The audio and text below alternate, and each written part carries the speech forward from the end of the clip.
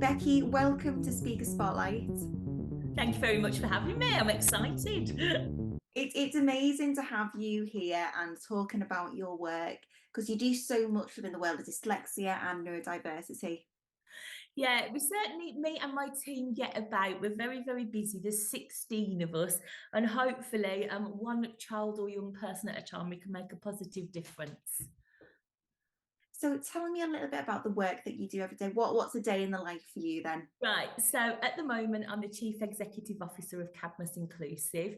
We're a not-for-profit company that lives in Walsall in the West Midlands. It's a bit cold and windy over here today, but we do everything from I am worried about this tiny human, or what do I do in terms of working out what they need, putting that into practice and making sure that there is a positive impact. And that can be around schoolwork, access to school life, social, emotional, mental health, and so on. We also do school improvement work around all aspects of improving the offer for children that are vulnerable.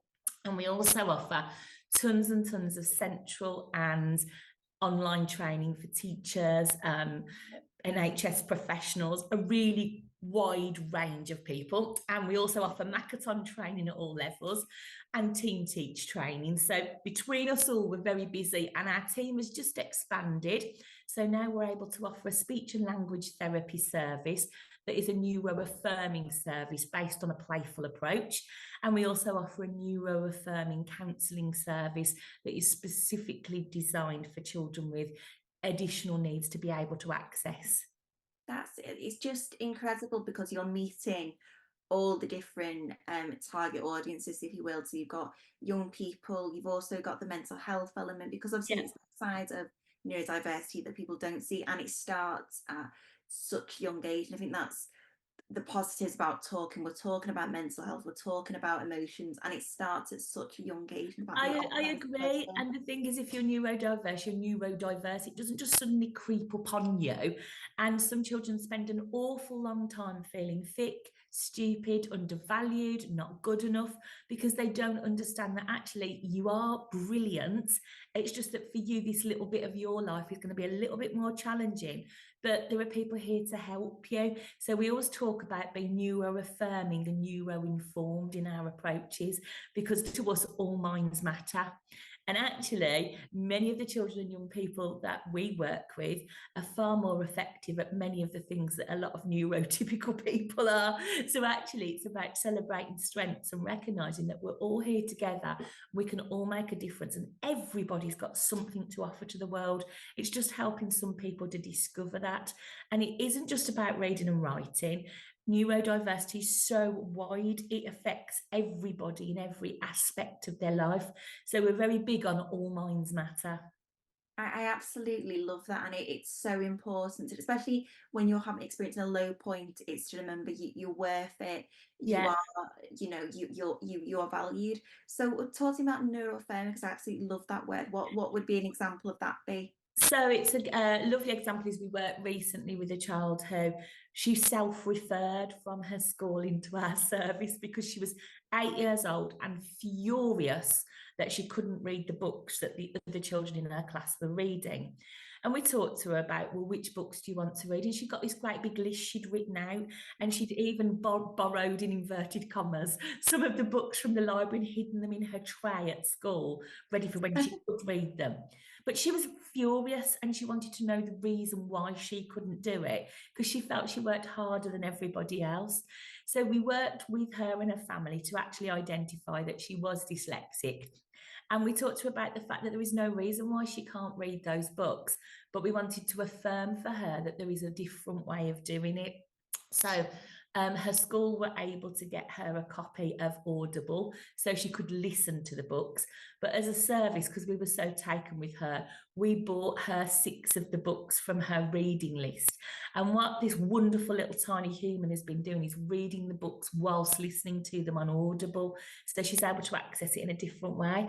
And we actually said to her that that's an incredible strength, that now she's able to listen to and look at this information. And we affirm the fact that here is a really determined, powerful, independent young lady that will make a difference to the world no matter what, because she's got drive. And we pointed out to her that a lot of other children would have just given up and played up, or said, actually, I'm just going to not do this. Whereas we wanted to affirm the fact that she got these skills. And once we'd explained to her that actually you may think in a slightly different way to some other children in your class, and explored how she thought, her learning picked up, and she felt so much better because of it. Because now she wasn't the daft girl that worked really hard and got nothing. She was affirmed as a positive, important member of the class who could read just in a different way. I absolutely, I smiled all the way through Yeah. the story because it's not only it's really powerful, but again, it's that affirming. I mean, it's that resilience in that little girl Yeah. at 8 years old. The fact that she's picked herself up and said, "You know what, I need help," Yeah, and I love the fact she was almost like, right, have it. And I thought, this is brilliant. And my concern is if she hadn't have done what she did, maybe she would have got missed. Maybe she'd have spent her whole life feeling that way. And the solution for her to access the books that she wanted to read was actually really simple. And we were able to use a premium pupil premium funding to get that audible. So it's just about being creative as well. And then because we're neuro informed as a service, we were able to be affirmative for her, which is essential.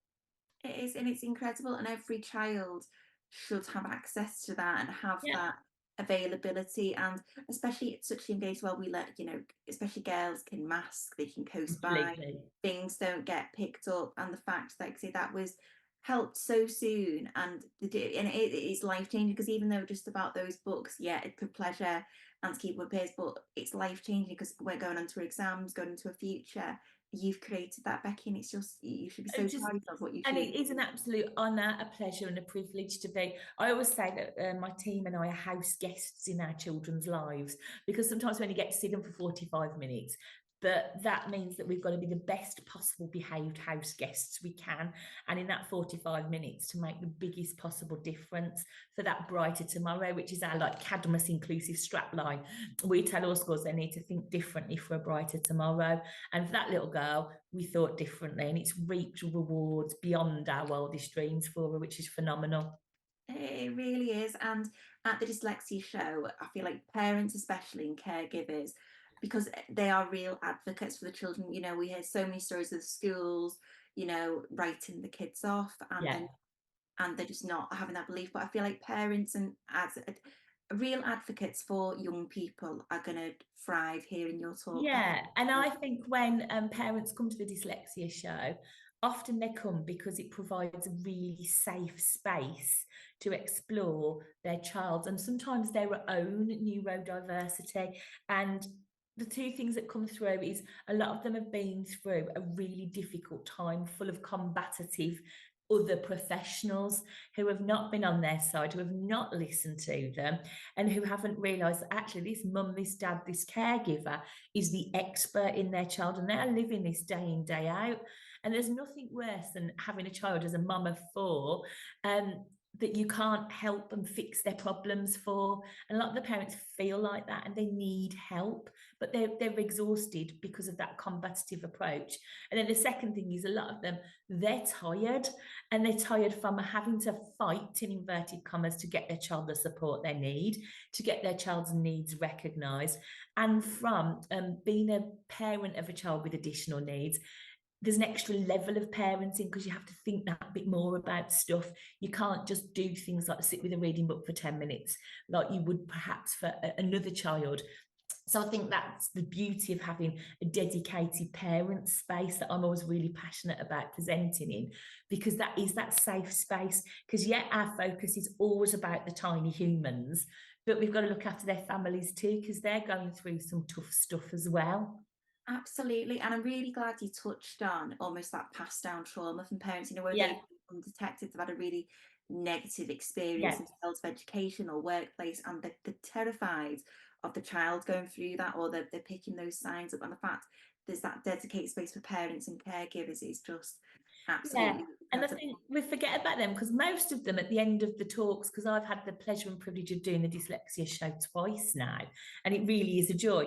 But at the end of it, they come home, they just want to cuddle because they are absolutely like, oh, and we forget about that. And it's just neurodiversity is far more wider reaching and rippling than just the child at the centre of it all. So that's why having that advice for parents and caregivers and that support for them is absolutely crucial. Absolutely. Becky, it's just been amazing because I know how incredibly busy you are. So good It's luck. okay. You must get so many people at the show going, thank you, thank you, thank No, you. Like no, when they but it really is my pleasure and my privilege, because I always think if we can help someone else and help them feel good, then actually we've won, because it all comes from that. So that's why I'm really passionate about that social, emotional, mental health aspect and the wider stuff attached to neurodiversity, and trying to be understanding. And the thing for me that I'm always conscious of is that I'm presenting as a neurotypical apparently person, and it's a neurotypical take on it. But when I'm at the dyslexia show, I get to immerse myself with other experts and other parents and carers with lived experience, which only makes me better at my job because it drives me on. Absolutely. And not only that, the fact that you're neurotypical and you're making such a huge, it really is life-changing difference to young people and the families. And it's because you've got that again. That's why neurotypical people need that awareness and Yeah. neurodiverse want to make that difference. And it's so important, Becky. It's so And to important. know that making a difference isn't a big grand thing. It can be as simple as, let's just look at this like that. Let's just approach this with these words. Let's try that. It's nothing magical and huge. It's really simple, small little tweaks that can make the difference. And what I will say is my like strap line for closing is, if it is good for someone with dyslexia or some form of neurodiversity, it's actually going to benefit everybody. So it's good for everyone. It's what I always say, it's vital for some but valuable for all. I absolutely love that. Becky, in the meantime, the show's not till March. Where can people find you? Where can people find about your company? Where can people find So that? if you have a look at all of the W's, I sound like I'm working on a shopping channel now, all of the W's.cadmusinclusive.co.uk, you'll find me, and as I refer to them, my wonderful battle unicorns, because they're full of magic, sparkle and glorious things, but not frightened to have a little go if we think someone's not getting a fair chance at life. We're also on social media, so have a look for us on Facebook, X. We've got a fantastic Pinterest page full of teaching and learning ideas. And we also have a little play on Instagram as well. So you can find us at CADMUS Inclusive or at CADMUS Inclusive 01. One of the two will get you there.